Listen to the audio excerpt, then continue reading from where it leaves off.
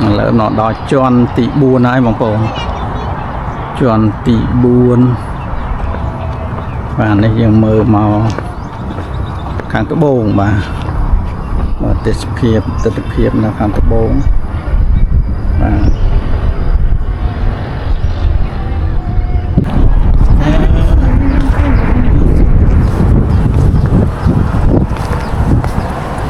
cái này người ta khó hòa rồi cái này nè tức là lớn nó đôi lưu sâu tức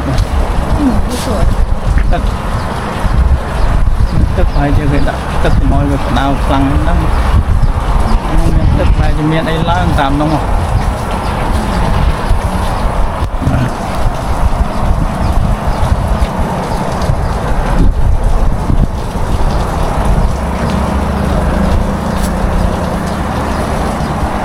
tức mọi người nào phẳng lắm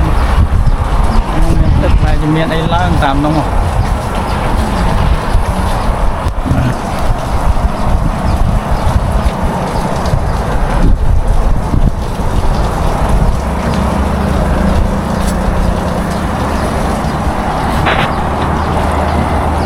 bà mình thả từ phim sau mong pro mong ôn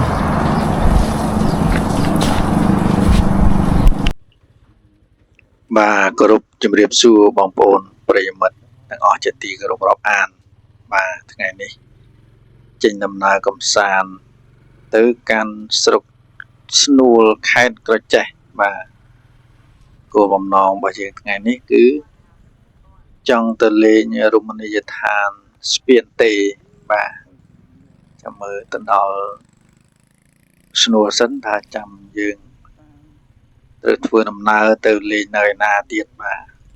ចាំជាក់ស្ដែងមកអញ្ចឹងសូមតាមដានទេសនានៅខ្សែវីដេអូនេះបាទអញ្ចឹងពេលនេះគឺយើងខ្ញុំចេញដំណើរទៅជួបជុំគ្នានៅបាទត្បូងវត្តសិនបាទជុំគ្នាប្រហែលជា3 4ម៉ូតូចេញដំណើរទៅជាមួយគ្នាបាទអញ្ចឹងរងចាំតាមដានទេសនាទស្សនភាពក៏ដូចជាទេសភាពនៅតាមផ្លូវដូចតទៅបាទ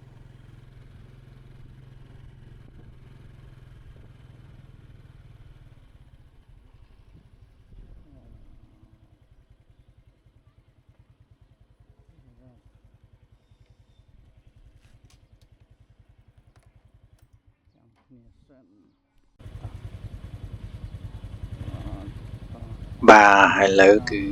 ជុំគ្នាហើយយើងចាប់ផ្ដើមចេញដំណើរ Let's go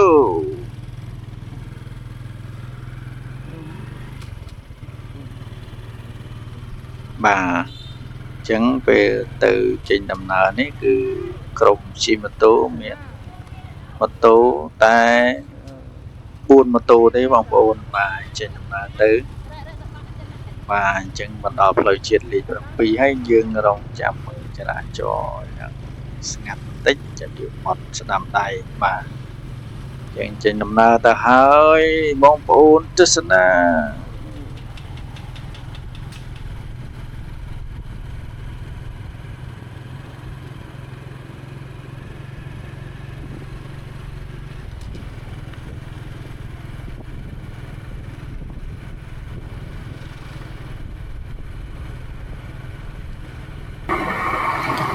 បាទសួស្តីបងប្អូនអរគ្នាបាទឥឡូវនេះយើងចេញដំណើរ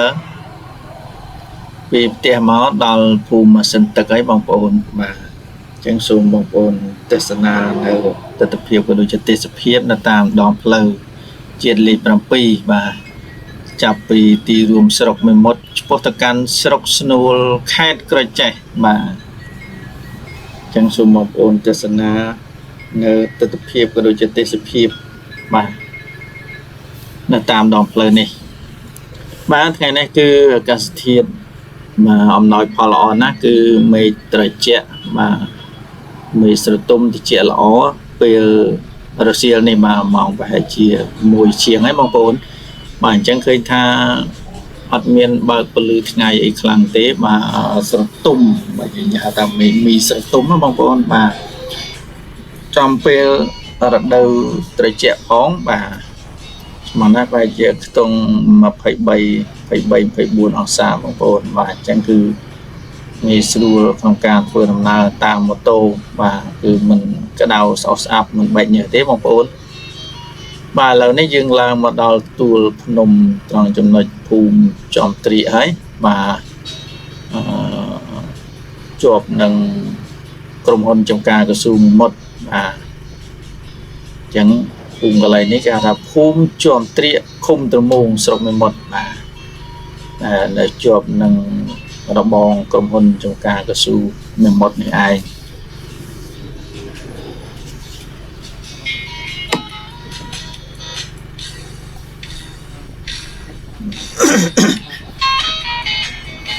បាទអាត្មានេះគឺទោះបីថាពេលរសៀលក៏ដោយគឺរថយន្តឬក៏ចរាចរណ៍ទៅមករបស់បងប្អូនជាបរិវត្តគឺអត់ដាច់ទេគឺមកសម្បូរមនុស្សធ្វើដំណើរច្រើនបាទហើយបងប្អូនដឹងហើយថានៅម្ដុំនេះគឺមានបងប្អូនលក់នំចំណីច្រើនជាពិសេសគឺបាទផ្លែឈើបាទគឺជាពិសេសជាងគេហ្នឹងគឺផ្លែពុទ្រាបងប្អូនបាទតាមផ្លូវហ្នឹងច្រើនបាទនៅតាមដងផ្លូវហ្នឹងបាទ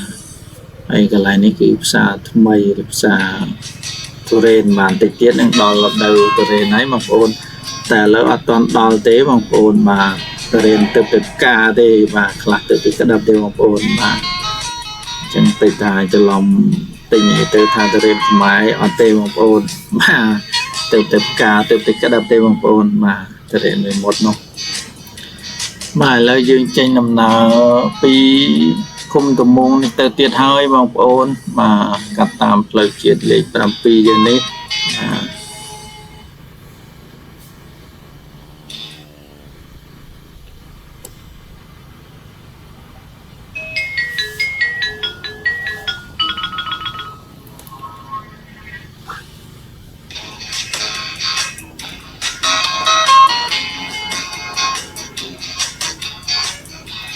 បាទយើង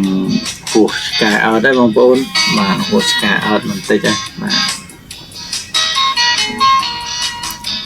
តែតិចទៀតហ្នឹងគឺបន្ទាប់ពីឆ្កែអត់មករោងចក្រស្ករបងប្អូនបាទ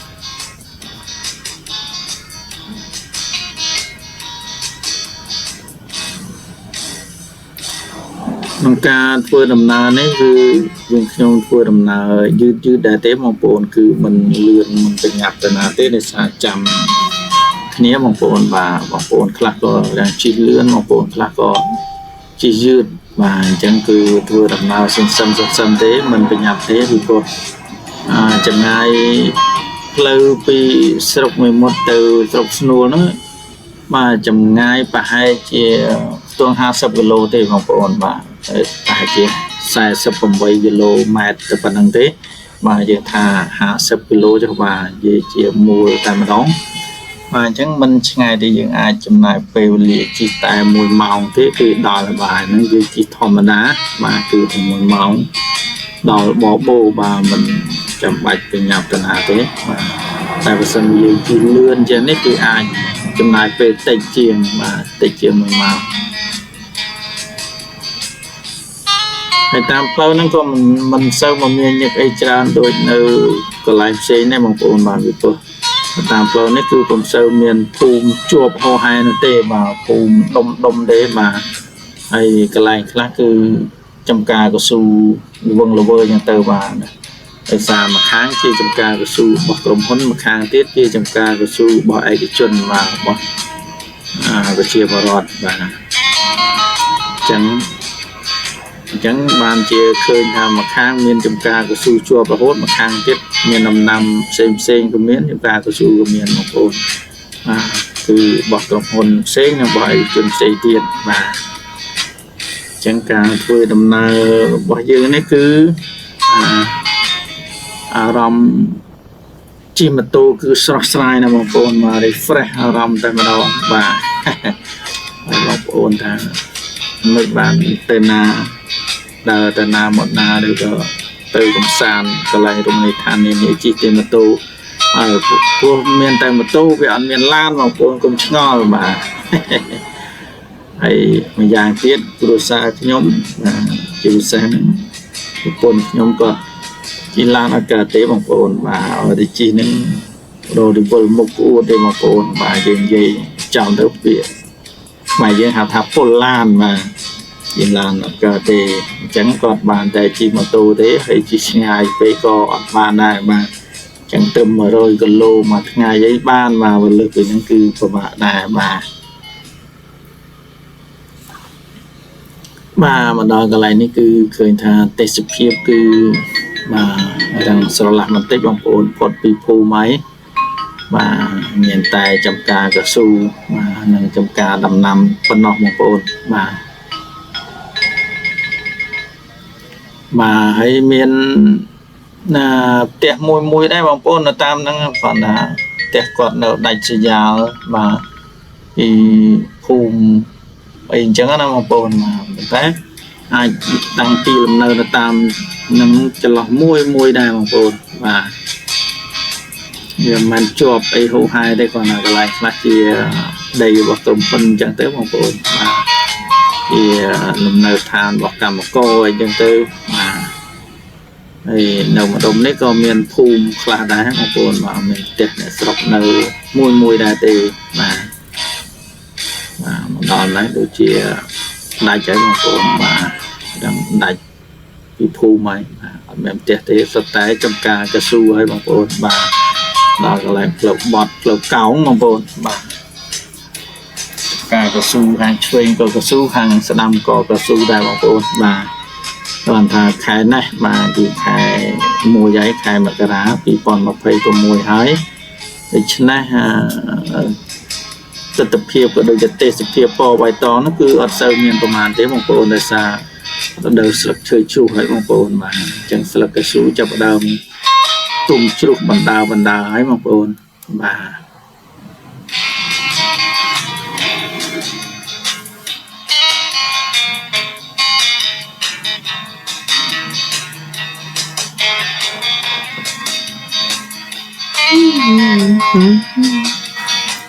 កន្លែងហ្នឹងគឺ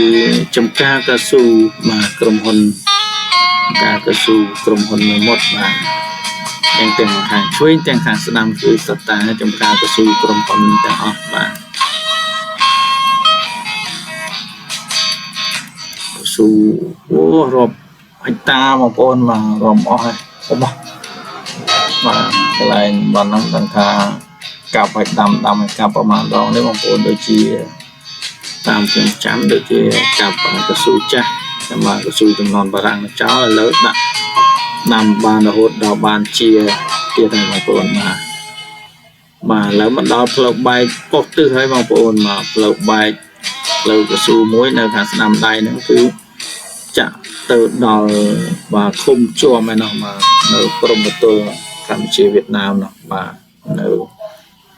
បាទចាក់ទៅឃុំជួមបាទទៅវត្តបឹងជ្រោងបាទបងប្អូនធ្លាប់ទៅនឹងដឹងហើយបងប្អូនបាទ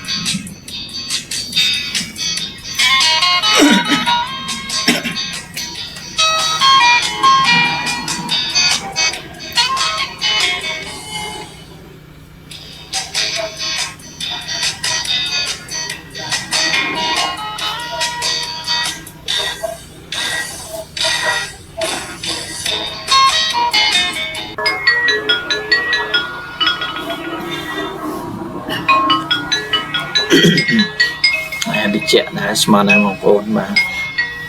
មេឃសតុំឡើងសតុំតែម្ដងបងប្អូនសឹងថាអត់មានពលឺថ្ងៃទេបងប្អូនបាទ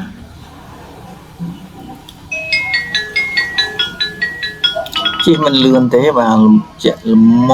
ស្រួលបាទទៅនៅកុងទ័រ50អីទេបងប្អូនបាទតើ40នៃសារចាំនេះបងប្អូនបាទឥឡូវនេះឲ្យបងប្អូន3ម៉ូតូទៀតឲ្យគាត់ជិះទៅមុខបាទសម្រាប់ខ្ញុំជិះពីក្រោយដើម្បីកុំឲ្យពិបាកចាំពួកគាត់បាទចិត្តយើងជិះពីក្រោយគាត់វិញបាទ3ម៉ូតូទៀត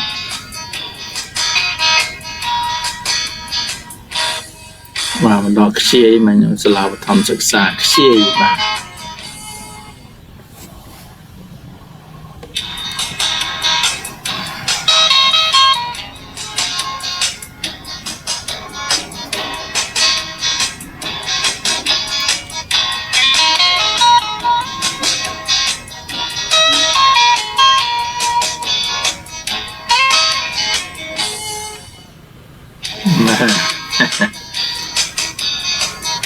ถ้าก็ไปเลื่อนtích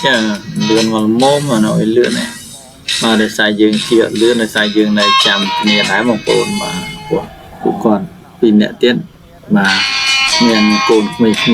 ปีเนี่ยชิชมวยนะยังก่อนเสียนติเดือนเดียวมายังก็ยังสิซ้ำจำบุกคนได้มาตัวไป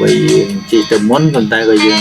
đóยังชกจำมาเนี่ยเพลย์ใบมีเทียดมาเพลย์ใบtừ khung trongกระเวียนมาก่อนมาเพลย์จะtừภูมิสตุ้มมาtừทางบังกรอมของโกนมาเพลย์ก็สู้ได้เต้แต่เรามาចិត្តដល់វត្តចំកវៀនហើយបងប្អូនបាទធ្វើផ្លូវកស៊ូតែឆ្នាំហ្នឹងនឹងធ្វើបន្តទៀតបាទហើយជាប្រហែលឆ្នាំទៀតចាក់ធ្វើទៅដល់បាទភូមិសតុំហើយបងប្អូនហើយអត់ពេលយើងទៅលេងកម្មវិធីចាប់ត្រីអីគឺលេងសូវហើយបងប្អូនបាទឆ្នាំ2ឆ្នាំទៀតចុះបងប្អូនបាទ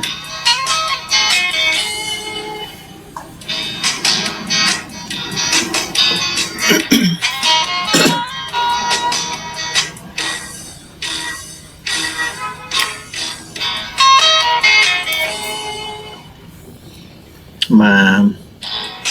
đàn nó đôi miền phở bài một thì là nó phở bài để từ khung từ luôn mình đang nói một con mà đôi chút lột từ mà đó nó phở nắng mà nó làm khu mà mong từ đây khung từ luôn này mà này cười đôi chia rôn mà nào rôn cho cái số một con từ lại cầm co mà phải chia trong non vào tăng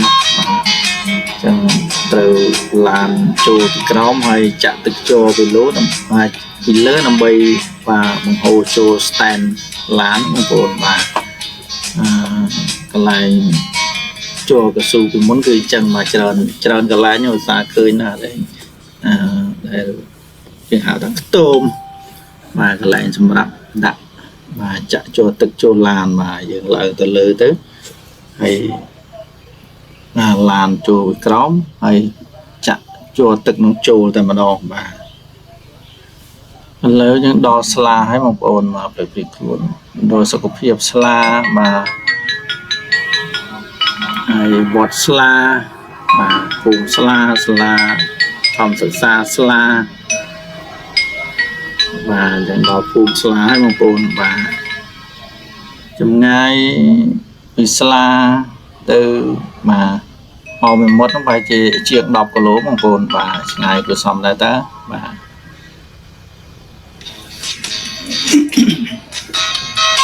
mà chẳng tay mình tay tiết đấy cứ dừng nó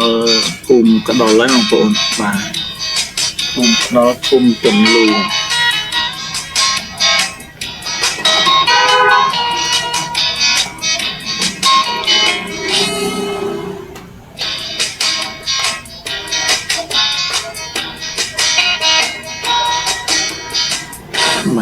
mà tạm đấy cứ miền tiệm bóng ồn chiều vào rọt nở môi đá là tạm cho cá và được tiền là tạm cho cá thì tiệm thông đá bóng ồn còn vừa nở tay mà đó thì muốn còn nở phong thì phí còn trăm cho cá còn phong này và nghe xua của mọi mà thải và những nở tròn nắng đột đồ phong mà mưa thải đầm nằm phong từ và nên đầm nằm xà mau đầm nằm cá nịa đầm nằm và xoay đầm nằm và nó đầm nằm rít này đang đầm nằm thôi đêm một ổn mà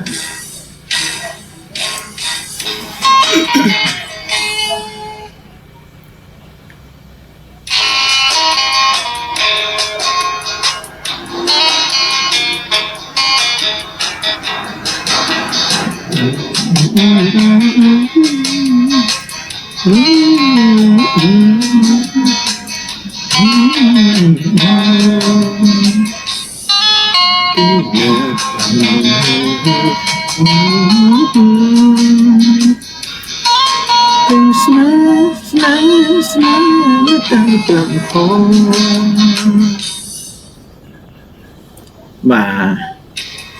chẳng chỉ mà nắng và thì chị sẽ đuối mà ngày nắng mà អត់មានក្តៅទេបាទមានតែល្ងាចឹងមានតែបាច់អាវល្ងាការពារដើម្បីកុំឲ្យវាត្រជាក់បាទបើរដូវក្តៅវិញអូជិះម៉ូតូម៉ោងបានហើយបងប្អូនម៉ោង1ជាងម៉ោង2ហ្នឹងពងពេញក្តៅហើយបាទតែថ្ងៃនេះយើងអត់មានក្តៅទេបាទដោយសារមេស្រទុំហើយជារដូវរងាផង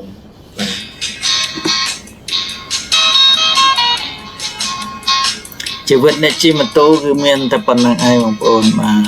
អីទេគឺយើងស្រស់ស្រាយអារម្មណ៍ពេលដើរកំសាន្តទៅណាមកណាម្ដងមកធ្វើឲ្យអារម្មណ៍ refresh ជាមួយនឹងទេសភាពក៏ដូចជាទស្សនវិជ្ជានៅតាមដងផ្លូវហ្នឹងបងប្អូនបាទគឺបើនិយាយពីចក្ខុឬភ្នែករបស់យើងកយគុណមើលទេសភាពនឹងពេញតែម្ដងបងប្អូនបាទ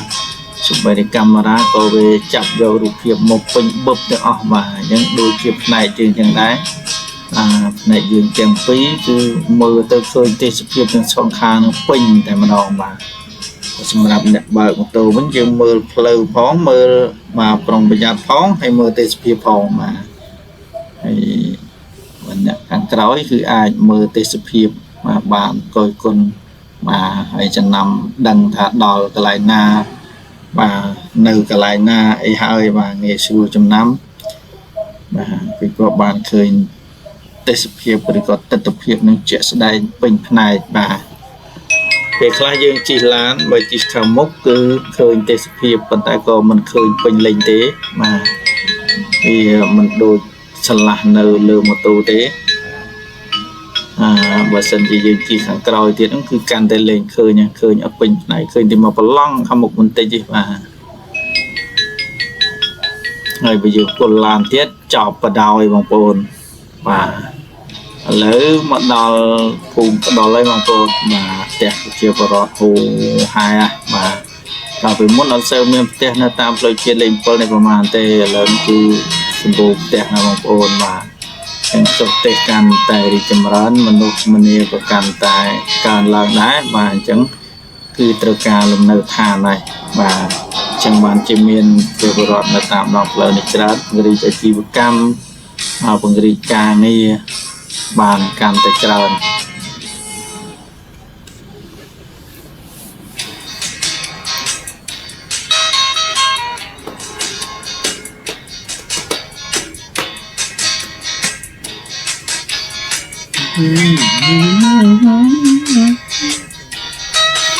បាទឥឡូវ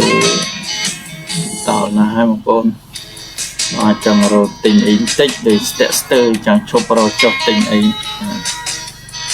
ក៏ថាមិនទិញទេចាំទៅទិញនៅខាងមុខមកនេះដល់វិទ្យាល័យហ៊ុនសែនកដុលផ្សារហើយបងប្អូនមកស្ថិតនៅឃុំទុនលូស្រុកមេមត់បាទតាមផ្លូវតាមអីហ្នឹងចាក់ផ្លូវបេតុងចាក់ផ្លូវកស៊ូអីហូរហែបងប្អូនបាទសឹងថាតាមភូមិមួយចំនួនគឺមានផ្លូវបេតុងផ្លូវកស៊ូហើយបាទជាមួយតែនៅតាមជនបទហ្នឹងក៏មានបដាដែរបងប្អូនបាទអញ្ចឹងឲ្យតែមានឱកាសបាទមានសន្តិភាពពីយើងអាចអភិវឌ្ឍទៅមុខជានិច្ចបាទនេះវត្តកដុលបងប្អូនគេហៅវត្តកដុល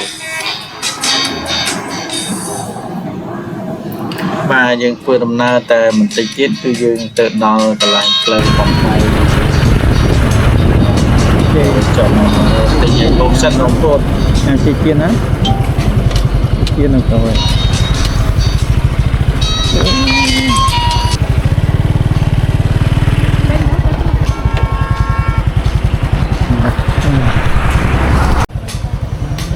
ទិញទៀត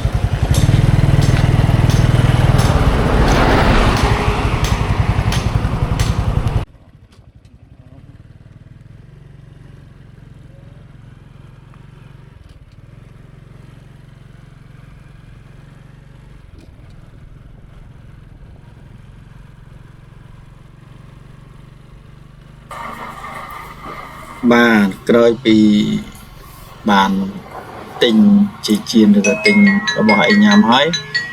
ខ្ញុំបាននាំគ្នាចេញដំណើរមកទៀតហើយបងប្អូនបាទ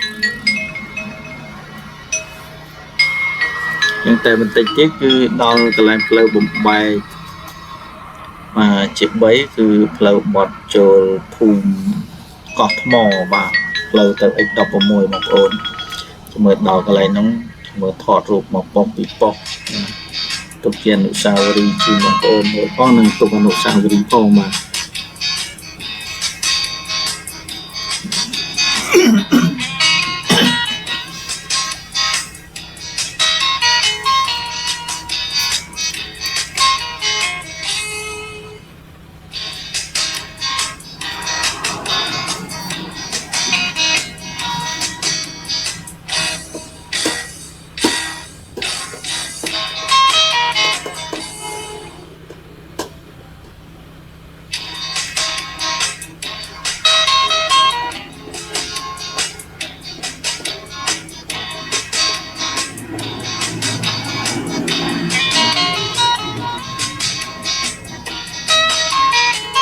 បាទយើងហួសតែពី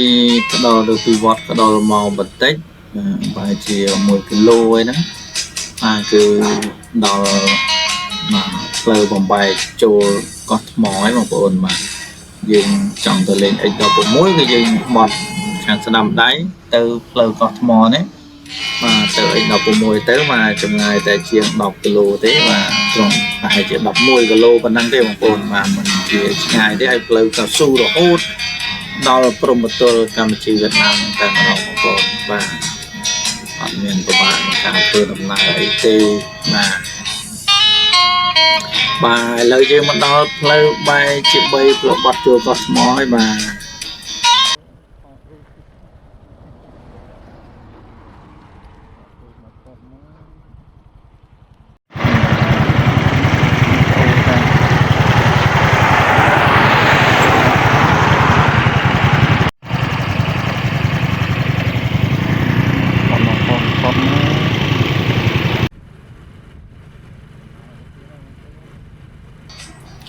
បាទក្រោយពីបានឈប់បន្តិចថតរូបថតអីហើយយើងចេញដំណើរតទៅមុខទៀតបងប្អូនបាទឆ្ពោះទៅកាន់ស្រុកស្នួលខេត្តកាចាស់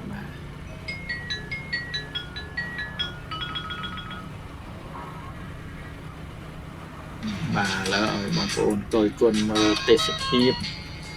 ទិដ្ឋភាពនៅតាមដងផ្លូវជាតិលេខ7យើងនេះបាទពីស្រុកនិមុតទៅស្រុកស្នួលបាទខ្ញុំថតកាត់មួយចំនួនដែរទេបាទកន្លែងភូមិឬក៏កន្លែងណាទេសភាពស្អាតខ្ញុំថតឲ្យជូនបងប្អូនទស្សនាតាមដានមើលអស់គ្នាតាទិដ្ឋភាពទេសភាពនៅតាមផ្លូវនេះយ៉ាងម៉េចឲ្យផ្លូវស្រួលដែរអត់បាទបញ្ញារួមពីស្រុកនិមុតមកស្នួលនេះគឺអត់មានផ្លូវពិបាកទេបងប្អូនអត់មានផ្លូវកលុកកលាក់អីទេបាទគឺផ្លូវស្អាតទេបាទមានកន្លែងជួសជុលដែរវាដុំតិចទេបងប្អូនមិនជាច្រើនទេហើយជាច្រើនគឺផ្លូវល្អបងប្អូនមកងាយស្រួលជិះបាទមានឧបសគ្គអីទេបាទមានកន្លែងជួសជុលដោយដុំដែរទេបាទហើយជួសជុលក៏បានស្អាតគួរសមដែរមិនជាពុតកំប៉ោងអីបាទដូចកន្លែងផ្សេងនេះមកកន្លែងខ្លះគឺឡើងទួលឡើងអីហ្នឹងវាអាចពុតកំប៉ោងវាអាចជិះពេលយប់ពេលជាពិសេសនេះម៉ូតូហ្នឹងអាចថាមានបញ្ហាឬគ្រោះថ្នាក់ឧបសគ្គអីចឹងបងប្អូនបាទតែសម្រាប់ផ្លូវនេះគឺអត់បញ្ហាទេបងប្អូនបាទបើកន្លងផ្លូវជិះម៉ូតូវិញគឺកាន់តែងាយស្រួលទៀតណាបងប្អូនបាទគឺយើងជិះបានទៅលឿនតែម្ដងបាទម្ដុំនេះគឺមកឆេះព្រៃឆេះអីអស់ឲ្យបងប្អូនបាទខាងផ្លូវឡើងស្មៅញួនអស់ឲ្យបងប្អូនបាទចឹងគេថាទេសភាពឡើងខ្មៅញួនបងប្អូនបាទលេឡំនឹងពណ៌ក្រៀមក្រោះមកពណ៌ស្លឹកឈើទុំស្លឹកឈើជ្រុះបាទស្លឹកឈើក្រៀមទេសភាពខ្លះក៏ពណ៌បៃតងដែរបងប្អូនបាទហើយសារមកណាគឺមេសតុំអញ្ចឹងមើលទៅទេសភាពដូចជាមិនសូវភ្លឺទេបងប្អូនបាទមើលទៅវាដូចមេសតុំអញ្ចឹងដឹងហើយមកកណាមេសតុំទេសភាពវាសតុំដែរបងប្អូនបាទមេឃបើកថ្ងៃគឺពលឺស្អាតភ្លឺចែងចាំងបាទយើងមើលទៅក៏ស្រឡះណៃដែរបាទយើងឆ្លងស្ពានមួយហើយបងប្អូនបាទ nơi cắt lời chiết lên pơ pi mình một từ nuôi nó như miền spiênประมาณกន្លែងណាបងប្អូនបាទដូចជាស្ពាននៅស្ពានជ្រាវបាទស្ពានពីដល់កោះថ្មទៅតិចមួយហើយចិត្តខ្ទង់2 3ស្ពានបងប្អូនបាទមិនស្ពាននេះវិញគេបាទស្ពានជ្រាវកន្លែងហ្នឹងបងប្អូនបាទពីស្ពានហើយទៅមុខទៀតបាទអាចមាន2 3អីទៀតបាទតែមិនជាធំប្រហែលទេបាទ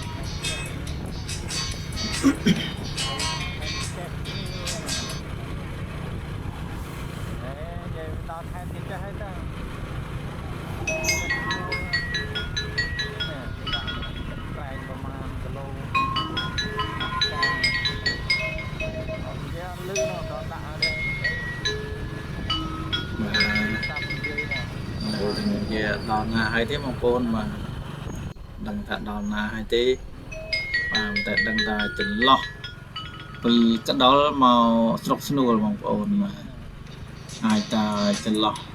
ទៅក្បាលត្រាចបាទខ្ញុំចំណាំផ្លូវហ្នឹងកន្លែងឡើងក្បាលត្រាចឡើងទួលភ្នំបងប្អូនភ្នំនោះពោះដែរđangវែងដែរបងប្អូនមកឲ្យទៅឡើងម៉ូតូមកដល់កន្លែងហ្នឹងគឺចាប់ផ្ដើមតឹងម៉ាស៊ីនបងប្អូនពោះភ្នំវែងបាទភ្នំឡើងដូចជាមិនជាចោតប្រហែលទេបាទចំណោតមកល្មមប៉ុន្តែដោយសារវែងផ្លូវវែងពេកវាធ្វើឲ្យលបឿនរបស់យើងគឺវាថយចុះដែរបាទនៅត្រឹមតែ40បាទលបឿនទៅ40ហើយរោមួយយ៉ាងម៉េចក៏វាអត់ទៅមុខទៀតដែរដោយសារហើយវាឡើងភ្នំវែងពេកបាទនៅតាមនេះគឺនៅបាទនៅតាមផ្លូវនៅឡើយទេគឺដោយសារមានបាទសងខាងផ្លូវកន្លែងខ្លះហ្នឹងគឺផ្លូវឆេះព្រៃអីចឹងទៅបងប្អូនបាទហើយយើងមកដល់ស្រុកភូមិជាបរតមកកន្លែងទៀតហើយបាទតែមិនដឹងថាភូមិអីទេបងប្អូនអត់បានមើលផ្លាកមើលសញ្ញាទេបាទបងប្អូនដឹងគឺប្រាប់ផងបាទ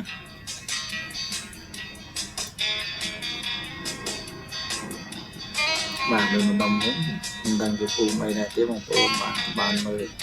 ផ្លាកសញ្ញាទេកន្លែងនេះដឹងថាមានសាលារៀនមានវត្តអីដែរបងប្អូនបាទដូចជាភូមិមានជ័យអញ្ចឹងបងប្អូនបាទភូមិមានជ័យក្នុងហ្នឹងបាទគឺនៅតាមផ្លាកសញ្ញា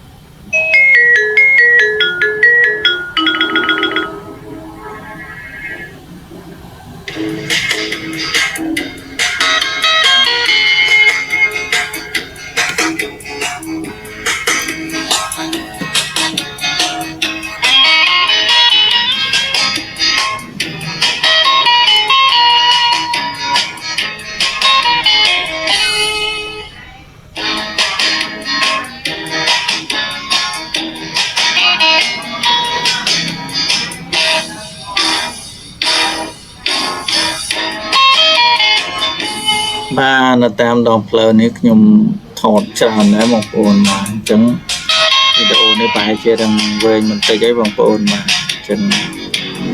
បងប្អូនទស្សនាទៅខ្ជិលតែមើលទស្សនវិជ្ជាអីតាមដងផ្លូវវិញហើយបងប្អូនអាចខាបានបាទឬក៏ចង់ដឹងនៅទស្សនវិជ្ជាដូចជាទេសភាពតាមដងផ្លូវនឹងយ៉ាងម៉េចស្រួលលំបាកយ៉ាងម៉េចបាទបងប្អូនអាចទស្សនាបានអីទេតាមចំណង់ចំណូលចិត្តបងប្អូនបាទខ្ញុំធ្វើវីដេអូនេះឡើងគឺដើម្បីទី1យើងទុកជាឯកសារវីដេអូអនុស្សាវរីយ៍ដែលយើងបានធ្វើដំណើរកម្សាន្តបាទតាមដងផ្លូវនេះឆ្នាំណាដល់ឆ្នាំណាយ៉ាងអីចឹងទៅបងប្អូនបាទសម្រាប់ទុកជាអនុស្សាវរីយ៍យើងផងបាទហើយជាការកំសាន្តមកយើងផងទុកឲ្យកូនចៅយើងជំនាន់ក្រោយបាទឃើញផងដែរបាទមកដល់កន្លែងនេះគឺទេសភាព ហំដែរបងប្អូនមកដល់កន្លែងនេះគឺមានដើមដូងដើមឈើដើមអីហ្នឹងទៅបាទមើលទៅស្រស់ស្រាយដែរបងប្អូនបាទភាពអេមដែរណាមើលទៅបាទបើយើងចុះថតអីដឹងថាទិដ្ឋភាពស្អាតដែរយើងថតពីលើម៉ូតូហ្នឹងទៅបាទភាពមើលទៅដល់ភ្លឹងដែរបងប្អូនបាទកន្លែងនេះគឺដូចជាផ្លូវត្រង់ទីសំបងប្អូនទៅឡើងមុំដែរឡើងបន្តិច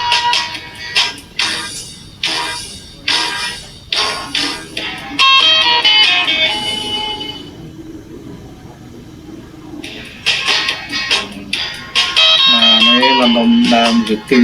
កន្លែងក្បាលត្រាយហ្នឹងបងប្អូនបាទចំណាំដើមឈើហ្នឹងបងប្អូនបាទខ្ញុំទៅឡើងភ្នំតឹងពីសបងប្អូនបាទត្រង់ចាក់ផ្លូវត្រង់ល្អត្រង់ឲ្យឡើងភ្នំវែងបងប្អូនឡើងមកឡើងសឹងថា1គីឡូដីបងប្អូនបាទជាង1គីឡូភ្នំនេះចឹងបានធ្វើឲ្យលឿនវាថយ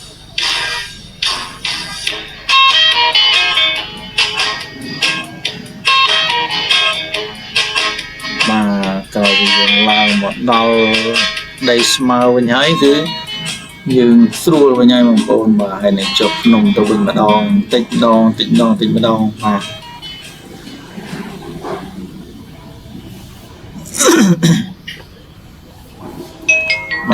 មកដល់កន្លែងនេះយើងចាប់ផ្ដើមឃើញទេសភាពបាទបណ្ដើរបងប្អូនមកមើលទៅនោះបាទគឺខាងនោះមើលទៅភ្នំម្ខាងទៀតទំនាបបាទហើយមានដាំដំណាំដូចជាដំណាំកស៊ូដែរបងប្អូនទៅតែដាំបានប៉ុណ្្នឹងមេដៃមួយជើងនេះបងប្អូនបាទប៉ុណ្្នឹងមួយជើងទៅតែដាំដែរទេបាទកស៊ូនេះប្រហែលជាទៅតែកាត់ដើមចេញបាទដោយសារដើមចាស់ហើយអញ្ចឹងត្រូវការដាំថ្មីឡើងវិញបាទចឹងមើលទេសភាពនៅខាងស្ដាំដៃនេះគឺអេមបងប្អូនបាទគឺកន្លែងខ្លះទំនាបកន្លែងខ្លះទួលអីយ៉ាងទៅបងប្អូនហើយឃើញទេសភាពហើយឃើញដីដែរបងប្អូនបាទដោយសារទៅតែដាំកស៊ូទៅនៅតំបន់នេះបាទទេសភាពកប់សេរីដែរបងប្អូនបាទ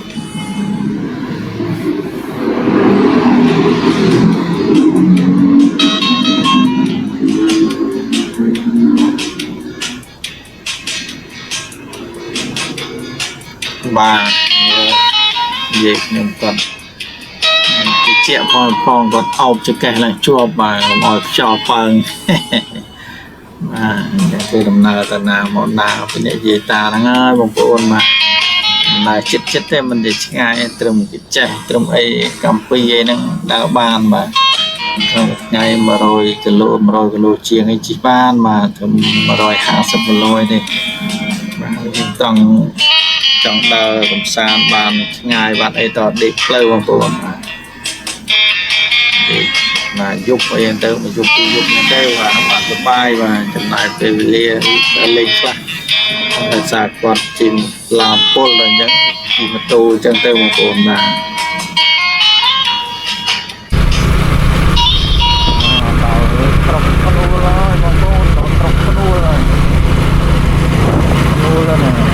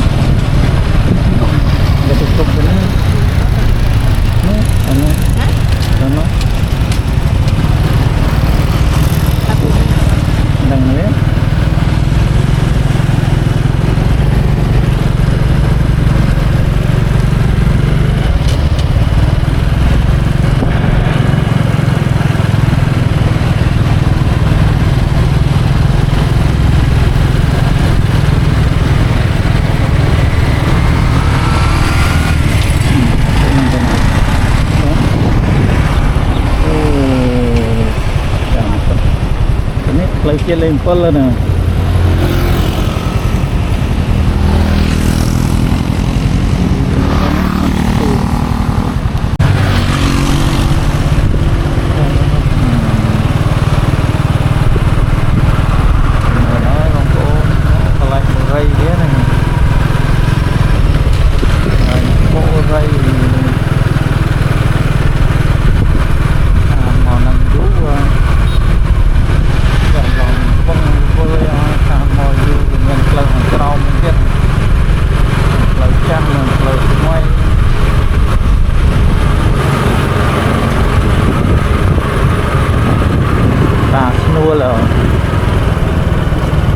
ផ្លូវទៅផ្សារស្នួល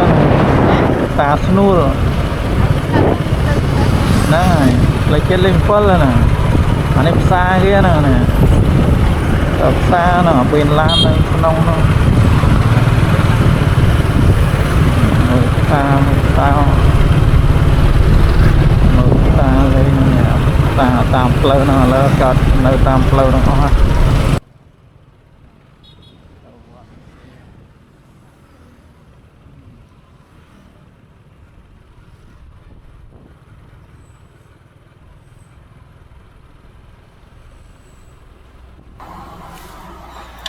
បាទអញ្ចឹងមកដល់កន្លែងដំបងមូលបាទផ្លូវបែកជា3បាទទៅខាងស្ដាំដៃគឺផ្លូវ78បាទប៉ុន្តែយើងអត់ទៅខាងស្ដាំដៃទេគឺយើងបត់ខាងឆ្វេងដៃបាទតាមផ្លូវជាតិលេខ7វិញបាទទៅមើលផ្សារស្នួលបន្តិចបងប្អូនបាទជិះមើលនៅបាទតាមផ្លូវពីផ្សារស្នួលក្នុងរហូតទៅដល់ចុងភូមិបងប្អូនបាទហើយយើងជិះតាមនឹងសិនបាទយើងតាមពិតយើងត្រូវទៅលេងកំសាន្តនៅស្ពានតេបាទស្ពានតេនៅខាងមុខទៀតបាទតែមិនដឹងយ៉ាងម៉េចយ៉ាងម៉ាទេបាទចាំមើលតាក់ទងទៅបាទអ្នកដែលគេធ្លាប់ទៅបាទទៅចម្ងាយប្រមាណគីឡូទៀតបានដល់បាទបើថាយ៉ាងម៉េចយ៉ាងម៉ាទេឆ្ងាយពេកបាទបកក្រោយវិញបាទទៅលេងត្រឹម2ធ្នូឲ្យបានហើយបាទបើថាចិត្តទេយើងពុះទៅឲ្យដល់គោលដៅដែលយើងត្រូវដៅតែម្ដងបាទនេះគឺជាទស្សនវិជ្ជានៅតាមផ្លូវបាទចាប់ពីទីជនស្រុកស្នួលរហូតបាទមកខាងជើងហ្នឹងបាទនេះគឺជាតំបន់ទីប្រជុំជនបាទដែលមានផ្ទះប្រជាពលរដ្ឋនៅហូហែតាមដងផ្លូវហ្នឹងបងប្អូនបាទនេះមាននៅម្ដុំហ្នឹងគឺមានសាលារៀនមានអីហូហែបងប្អូនមានវិទ្យាល័យបាទមានហាងលក់ទំនិញផ្សេងច្រើនបាទបងប្អូនជាពលរដ្ឋរស់នៅតាមនោះច្រើនបងប្អូនបាទឡើយគឺផ្ទះច្រើនមកកាលពីមុនដូចជាអត់មានទេអត់សូវមានដែរមានមួយអីចឹងទៅបងប្អូនតែឥឡូវនេះគឺមនុស្សកកុញច្រើនមករស់នៅទីនេះច្រើនបាទដូចជាម្ដុំនេះគឺបាទសាលាវិទ្យាល័យបាទស្នួលបាទអញ្ចឹងគឺមានសាលាមានអីហ្នឹងទៅបាទយើងជិះមកដល់សាលានេះបងប្អូនបាទ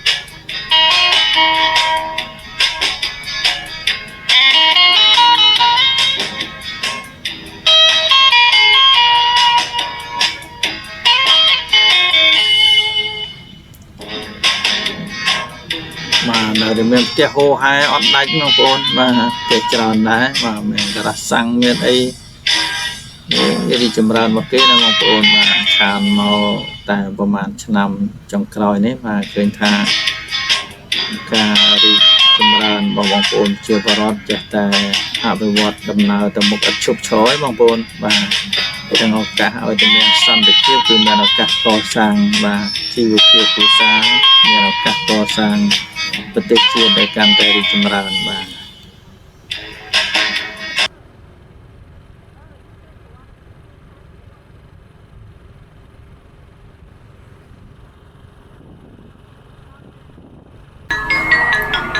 បាទគោរពជំរាបសួរបងប្អូនមកទៀតបាទ ចឹងក្រោយពីតំណែងតំណងទូរស័ព្ទទៅបាទអ្នកដែលបាទមិត្តភ័ក្តិដែលគាត់ទៅមុនបាទគាត់ទៅដល់ទីតាំងនោះហើយឃើញថានៅចម្ងាយពីស្រុកស្នួលទៅប្រហែលជា40-50 គីឡូទៀតបងប្អូនបាទឆ្ងាយដែរចឹងបងប្អូនយើង3ម៉ូតូទៀតគាត់ថាឆ្ងាយណាស់អត់បានទៅស្មានតែឲ្យទៅអាកាសតែអញ្ចឹងនាំគ្នាបកក្រោយវិញហ្នឹងបងប្អូនបាទនាំគ្នាបាទកែប្រែកម្មវិធីបាទបកទៅមើលផ្សារស្នួលបន្តិចរួចហើយចាំឈៀងទៅកំសាន្តលេងនៅវាមាន2ធ្នូតែម្ដងវិញបាទភាសាយើងមកពេលរសៀលហើយមកម៉ោង1កន្លះបានចាប់ដើមចេញដំណើរមកអញ្ចឹងគឺយើងណាបន្តទៅទៀតគឺខកពេលវិលត្រឡប់មកវិញយប់ពិបាកធ្វើដំណើរអញ្ចឹងសូមទស្សនាធ្វើបាទធ្វើស្រុកស្នួលនេះបានណាគឺមាន2ធ្នូនេះទៅបានណាបាទអញ្ចឹងសូមកែប្រែកម្មវិធីវិញណាបាទកែប្រែកម្មវិធីដោយមិនបានគ្រោងទុកមុនបាទចឹងមកដល់ផ្សារហើយបងប្អូនបាទផ្សារ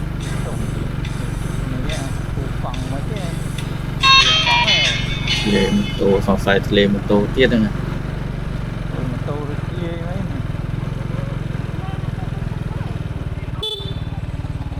អូមើលពូកង់បាទលឺកង់បាទលឺកង់បាទចាប់បរយធ្លេម៉ូតូមកសាស្នួលបងប្អូនដល់សាស្នួលកន្លែងឡើងភ្នំចុះភ្នំធ្លេម៉ូតូល្មមបងប្អូន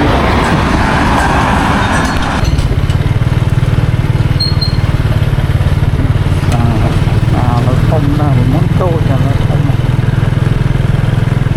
ចាំនេះចេញទៅដល់បានហើយ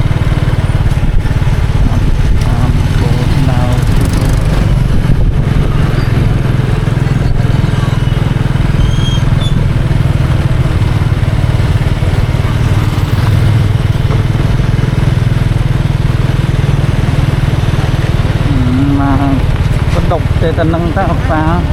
ហ៎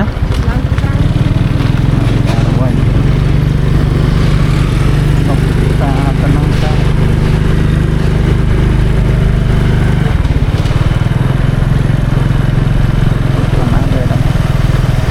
ងាត់មកកន្លែងទៅដាក់ផ្ទះទូលកន្លែងក្រុមហ៊ុនទៅអញ្ចឹងនៅក្រុមហ៊ុនតនេះដាក់ទួលមើលthế này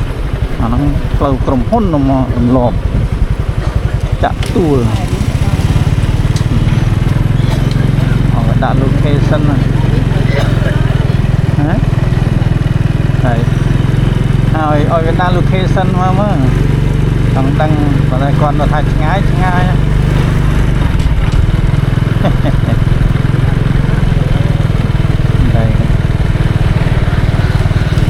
តាមម៉ានគីឡូទៅដល់ហើយនឹង95មក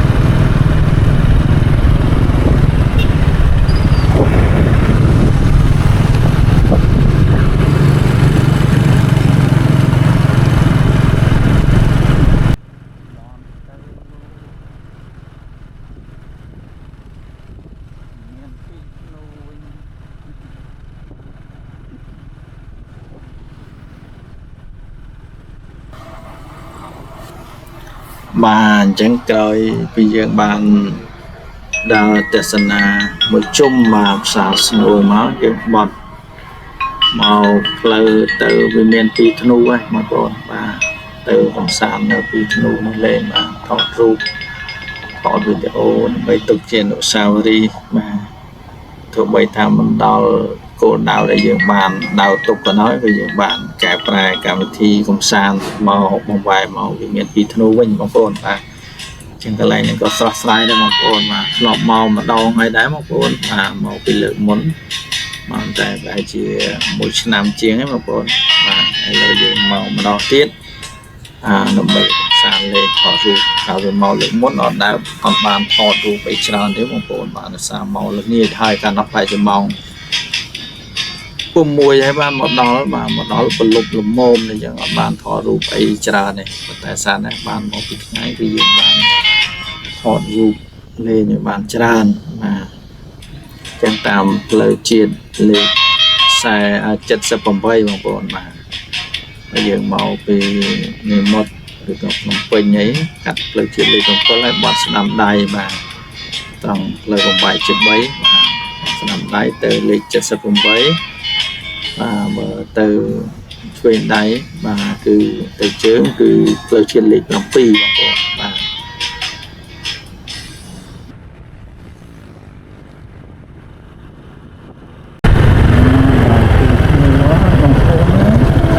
เป็นนะต้องมา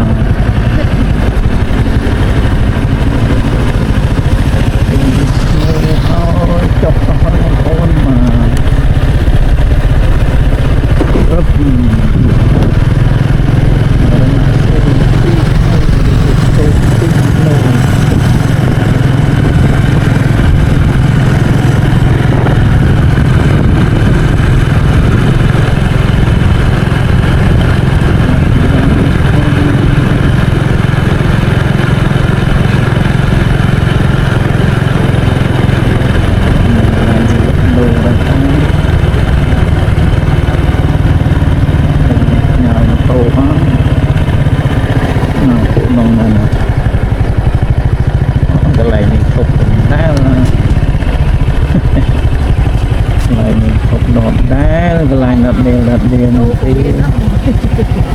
mày lên tao đâu mà đấy mà khỏi dương mà chìm lá tao đâu xa nó mà mau kia đấy ដល់ហើយបាទดูកម្មវិធីបងប្អូនមកវិមានពីធ្នូវិញបងប្អូនបាទវិមានពីធ្នូឬស្ទូពីធ្នូនៅស្រុកស្នូល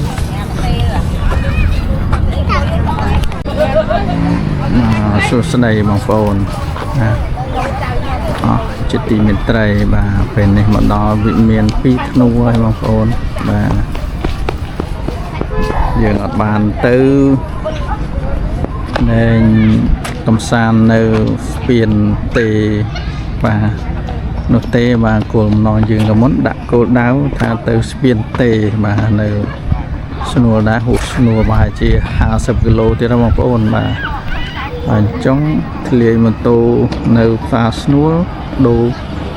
សបកម៉ូតូរួចហើយក៏ជំនុំគ្នាថាឆ្ងាយថ្មហ្នឹងហើយយើងមកខកម៉ោងអត់បានទៅទេបាទចឹងដូរកម្មវិធីវិញមកទៅមានពីធ្នូនេះទៅបាទសួស្តីបងប្អូនបានឡើងដល់លើវិមានឡើងមកជាន់ទី1វាមានពីធ្នូបងប្អូនថតទស្សនភាពជុំវិញបងប្អូនមើលតិចបាទសួស្តីបងប្អូនអរគ្នាទីមេត្រីបាទដល់ទៀត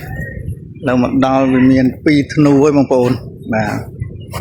ថតរូបមកជុំជូនបងប្អូនទស្សនា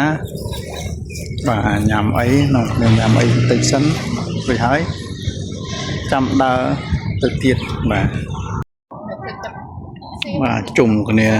ញ៉ាំអីនេះសិនញ៉ាំហើយចាំដើរមិនថាបើដើរចាំញ៉ាំបានចូលណា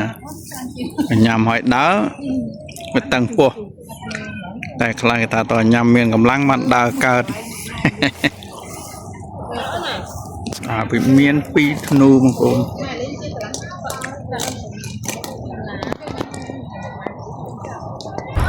បាទសួស្តីបងប្អូន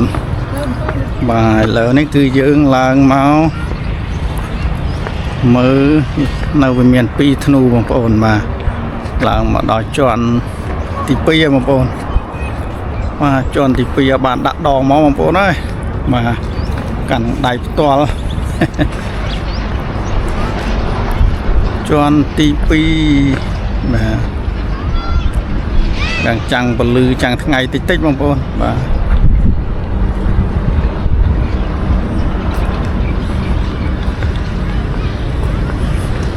មើលលេងបងប្អូនណាបាទមើលពីលើទេសភាពពីលើបងប្អូនបាទបងប្អូនយើងមកកំសាន្តទេសនានៅទីនេះហូហែដែរបងប្អូនបាទនៅហូហែអត់ដាច់ទេបងប្អូននៅទីនេះបាទមនុស្សម្នាមកដើរលេងកំសាន្តនៅទីនេះជាហូហែបងប្អូនល្ងាចតិចទៀតមនុស្សកាន់តែមកច្រើនណាបងប្អូនដោយសារថ្ងៃនេះបាទចំថ្ងៃអាទិត្យផងបាទហើយយ៉ាងទៀតខែនេះគឺមេតិចបាទអត់សូវមានថ្ងៃក្តៅទេដូចអញ្ចឹងជាបរិបទគាត់មកកំសាន្តទីនេះមកពេលល្ងាចជាពិសេសគឺថ្ងៃចុងសប្តាហ៍ថ្ងៃសម្រាប់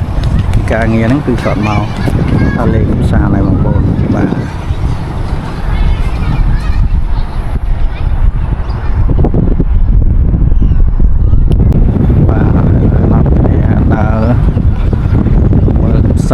ឡើងទៅជាន់ទី3ទី4ទៀតបងប្អូនបាទថតទេសភាពខាងក្រោមតិចបងប្អូនបាទទេសភាពបរិវេណជុំវិញហ្នឹងបងប្អូនបាទ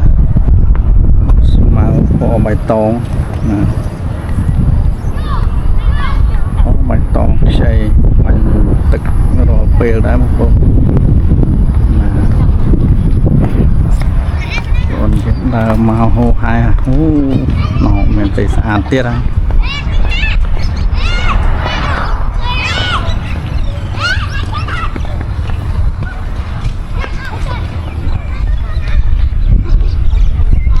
មានតែស្អាតណាស់បងប្អូនបាទបងប្អូនយើងមកហូហែបងប្អូនបាទ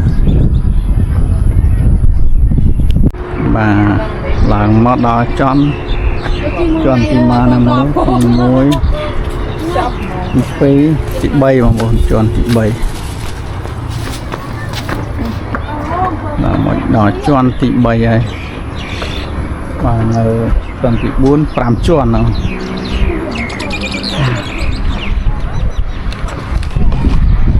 បងប្អូនអាចមកអង្គុយកំសាន្តនៅទីបានបាទបងយើងតែងតែមកថតរូបលេងអីចឹងទៅ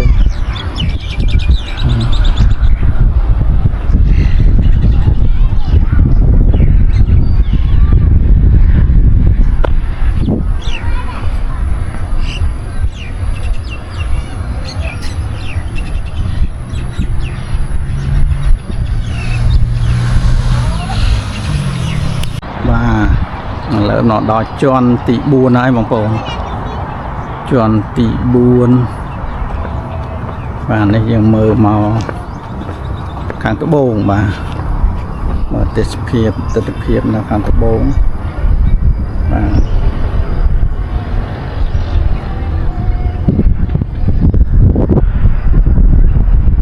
ឃើញថាទេសភាពស្រស់បំព្រងបងប្អូនបាទដោយសារបាញ់ទឹកកន្លែងទីលានសួនស្មៅនេះបងប្អូនមកបរិវេណជុំវិញខឿនហ្នឹងគឺតាមកលៈហ្នឹង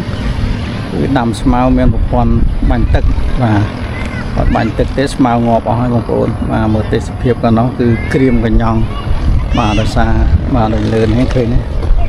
ស្មៅអត់បានបាញ់ទឹកងាប់អស់បងប្អូនបើសិនជាដាក់ប្រព័ន្ធទឹកបាញ់នេះស្អាតដែរតែស្មៅងាប់អស់ហើយនៅមានតែនៅក្រោមបងប្អូនបងក្រមកំពុងតែថតរូបបងប្អូនបាទហើយទៅមើលទេសភាពនៅបាទខាងកើតបាទតើនេះបែរទៅកើតហើយយើងម មកមើលខាងជើងបាទហើយខាងជើងចឹងថតឲ្យបងប្អូនមើលមកជុំបាទថាតើវាមានទេសភាពបែបម៉េចខ្លះបងបាទសូមបងប្អូនទេសនានៅរីករាយបាទបងប្អូនយើងឡើងទៅដល់ជាន់ទី5ហើយបងប្អូនបាទ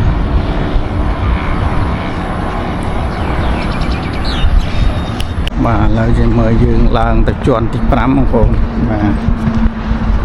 ឡើងទៅមើលជាន់ទី5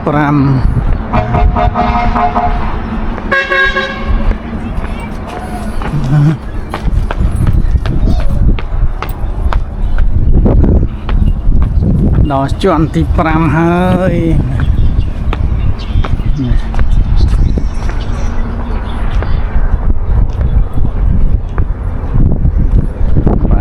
ជាន់ទី5កាន់តែខ្ពស់ហើយបងប្អូន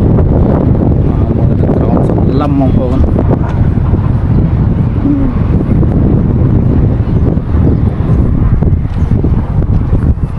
ដើមជុំដើម្បីបងប្អូនមើលមកពីជាន់លើទៅបាទពួកអត់បងប្អូនបាទមកឡើងមកដល់ជាន់លើហត់ដែរបងប្អូន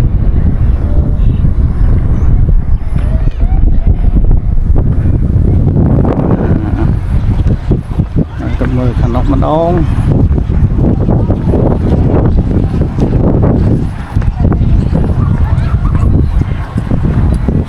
លំមកគឺទៅចូលហើយពណ៌ណាស្អាតណាហ្នឹងអត់ទៅតិច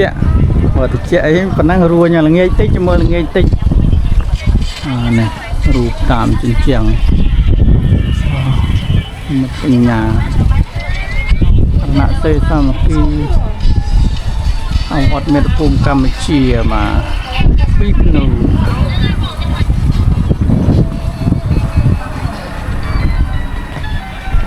បាទ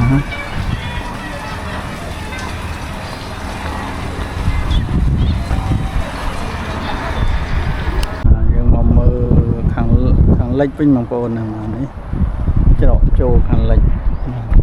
កម្មចំដើមកខាងនោះក៏លេខមើលទៅទេសភាពកប់សេរីបងប្អូនទេសភាពនៅព្រៃកៅស៊ូ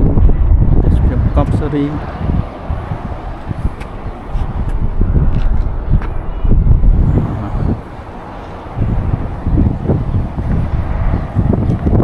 ស្គឹមស្កាយបងប្អូនពោះស្គឹមស្កាយបាទដឹងថាកម្ពស់ប្រហែលទេបងប្អូនបាទមិនដឹងដែរ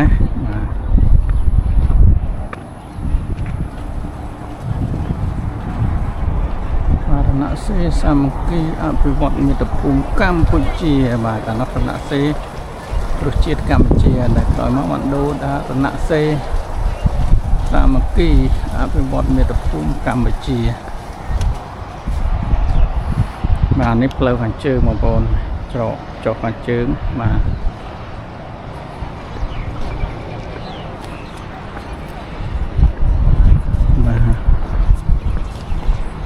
ចឹង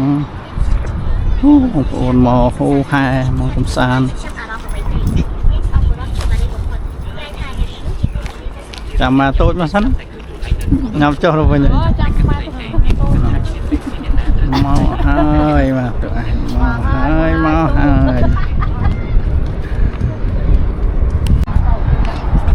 បាទបងខ្ញុំទៅឡើងមកហើយបងប្អូនបាទឡើងមកក្រោយមិនបាទ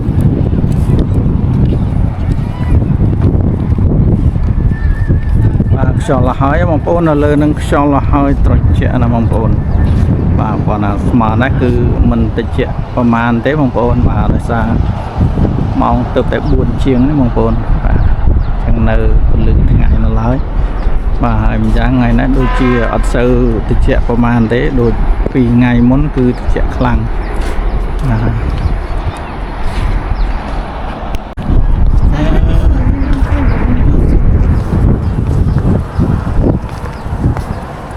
ពីណៃនិយាយតាហោះអារូបនេះណាទឹកនៅលើនោះដូចលឺសូរទឹក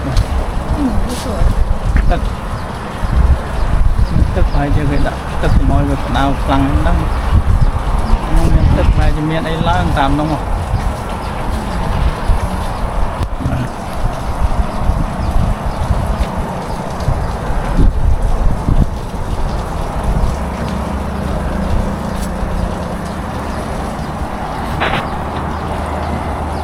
mà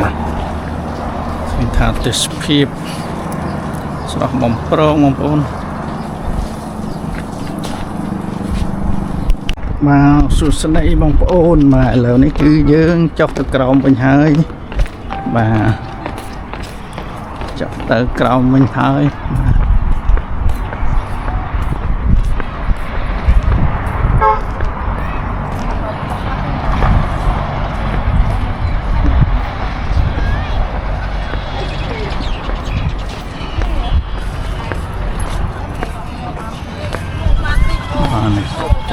ต่อตีด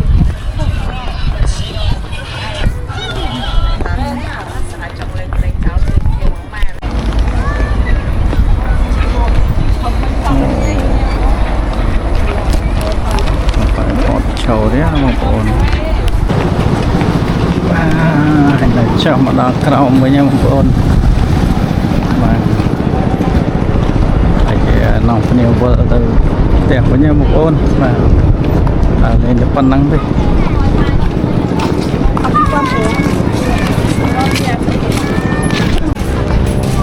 mà nó đâu tục tật sĩ thân nó đâu tục tật cái lại này cả món tì liền cái lại nó bọt tòng cả món bọt là nâng một bốn khu tí xài sắp km và vì cọt mỏ mà cọt mỏ đầu máu mà cắt ở đây mà chua mỏ ấy đập vào muối bán màu chiếu trên pot sầm rạ là pot chiếu mà giúp lầm láng trên pot chiếu máu mà ăn màu mà bộ màu phi thanu năng màu bồn mà cắt mỏ háo mà cả lần từ lưới cắt cà prey xuống với trôi máu vì thanu này ai mà tục tắc tí sân mà thọ tệ sập hiệp này hàng cào mà hàng cào này hàng tơ bông mà bông ôn mơ mà đầm trừ tích chân tích xây ấy mà đầm thân nông bông ôn thì chọn đầm thân nông đầm trung bình tại đâu về nó lâu hàng cào lâu đây có hòm đúng không mà cửa có hòm nâu mà cái lẹ mà tròn càng crom thì bông bồn nâu lâu mà tròn điên mà nâu crom mà nó tiệp chưa có rọn tròn thiệt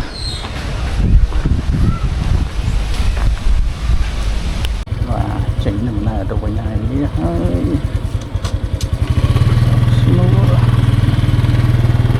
cao màu tiết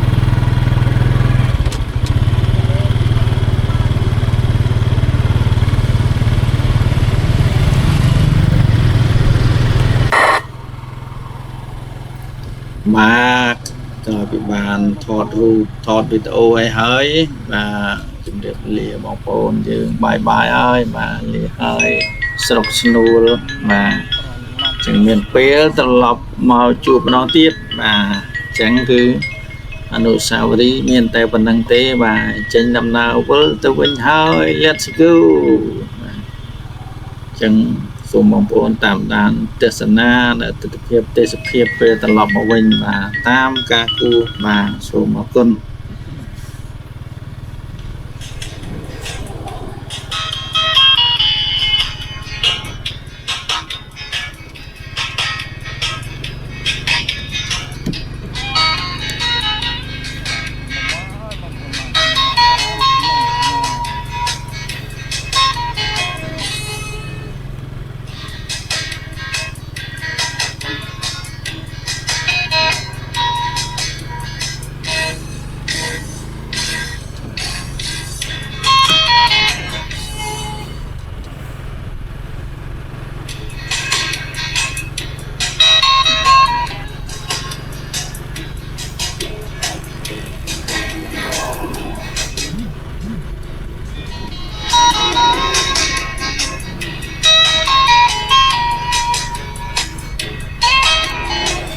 បាទស្មានតែមេឃដូចកាន់តែរាំងសតុំទៅបងប្អូនបាទដូចជាវាអត់សូវមានពលឺទេបងប្អូនហើយចេញដំណើរមកវិញហ្នឹងគឺម៉ោងបា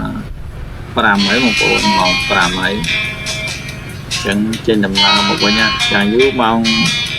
7:05បងប្អូនម៉ោង7:05ហើយយូរថាម៉ោង5កន្លះដល់ផ្ទះវិញបងប្អូនបាទជិះមកវិញលឿនទេមិនពិបាកទេបាទណាស់តែយើងទៅដែរបាទទៅត្រួតតាមផ្លូវចាំគ្នា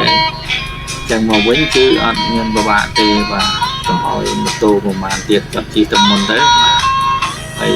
យើងធ្វើដំណើរតាមក្រោយបានសនុកបាទកុំឲ្យចាំគាត់អញ្ចឹងឲ្យគាត់ជិះតាមស្រួលបាទចឹងយើងជិះតាមក្រោយគាត់វិញបាទព្រោះយើងមានការងារផ្សេងទៀតដែរបាទត្រូវបំពេញបាទធ្វើតាមក្រោយទៀតទៅបាទគាត់ទៅមុនបាទហើយយើងយ៉ាងនៅគយគុណទេសភាពក៏ទស្សនភាពនៅតាមផ្លូវនេះផងដែរបងប្អូនបាទរកទិញអីខ្លះបាទ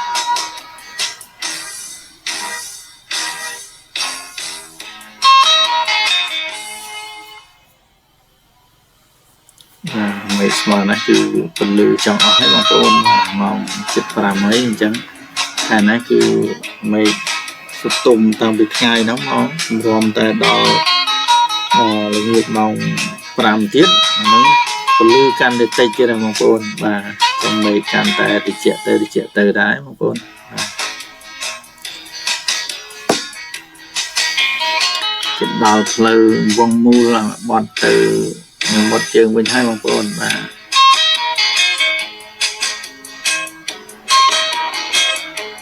បាទនៅតាមផ្លូវនេះបងប្អូនលក់តាមដងផ្លូវហោហែ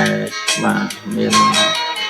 នំមាននេកមានកឡានមានអីបាទឡានក្រុងឲ្យគាត់ចុះទិញដែរបងប្អូនបាទ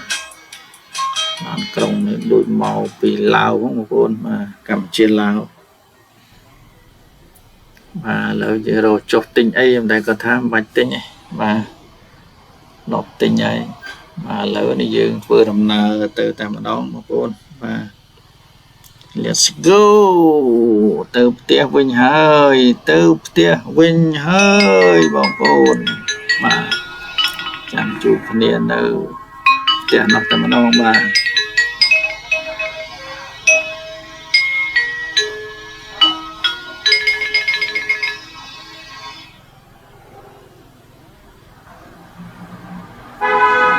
ទៅយើ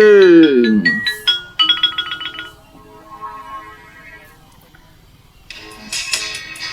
បាទចឹងទស្សនភាពមកវិញគឺបាទមើល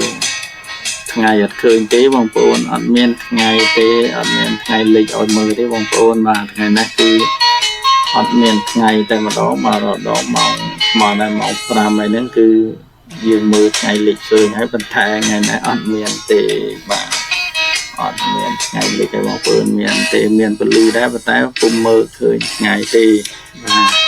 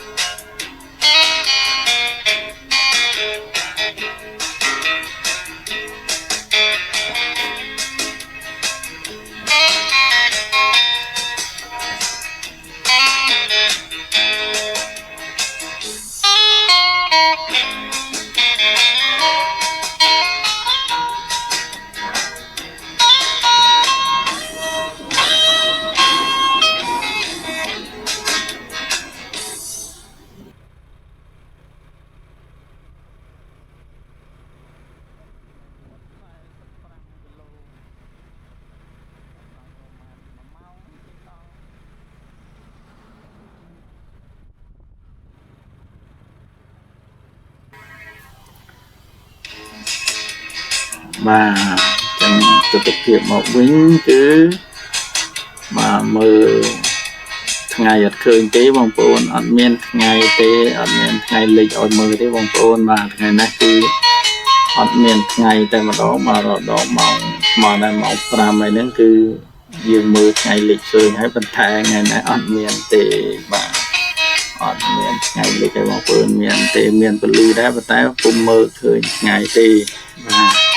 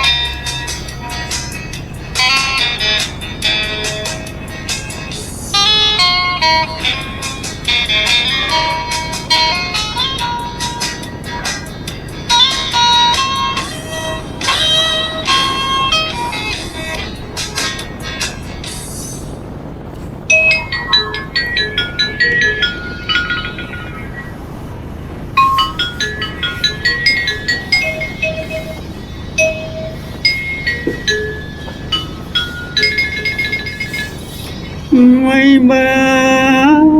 nhom chiến nhang sông tre Mây ba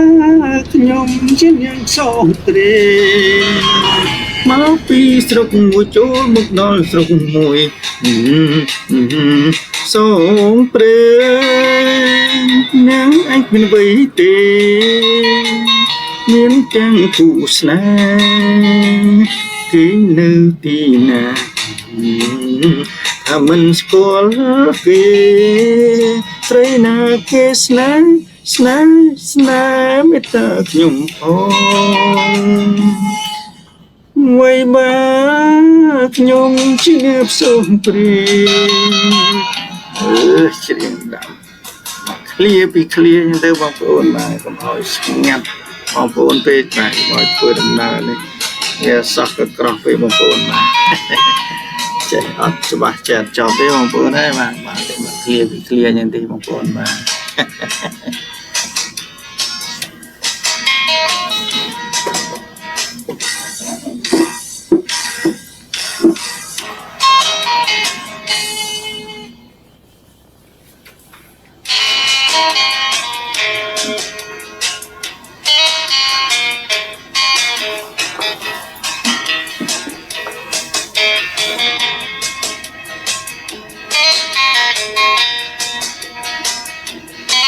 Thank you.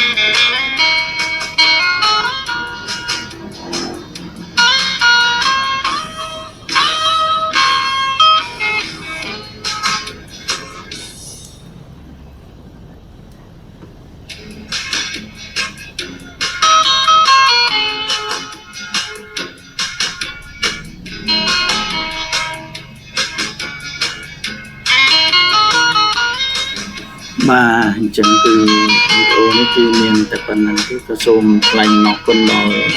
បងប្អូនទាំងអស់ដែលបានតាមដានទស្សនាវីដេអូនេះតាំងពីដើមរហូតដល់ចប់សូមជូនពរសុខភាពល្អអាយុយឺនយូរជួបប្រទះតែនឹងពុទ្ធពរទាំង4ប្រការគឺអាយុវណ្ណៈសុខៈនិងពលៈកំបីគ្នាទៀតឡើយសូមអរគុណ